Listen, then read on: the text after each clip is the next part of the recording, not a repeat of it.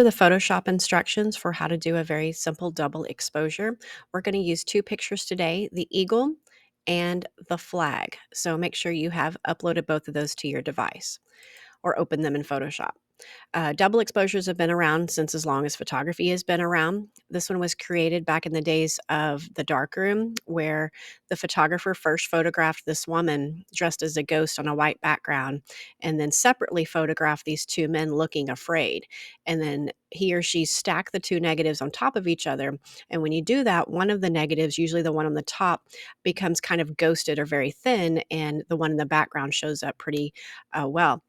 So what would happen back in the day of early days of photography is photographers would do this as a joke and freak people out that they have proof of ghosts, and they would find that hilarious. So this is one way you can do a double exposure similar to that, and this is the simple way.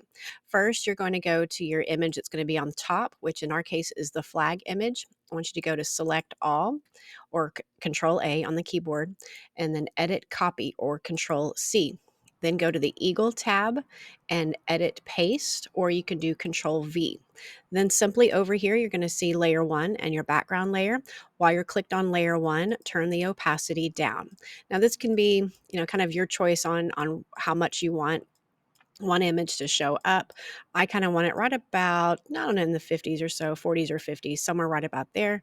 And then later on, you're going to learn how to clip this out. But this is a very simple double exposure, very similar to what they used to do back in the day of the darkroom era. So from here, you're just going to go to File, Save As. It will revert to a Photoshop document. You need to make sure you save this as the top JPEG, the first JPEG, and then call this one probably Eagle double exposure. We have probably worked with this Eagle picture before. Exposure. Um, we are going to continue to work with it in a couple other ways. So call it Eagle double exposure done, and then turn that in on Schoology.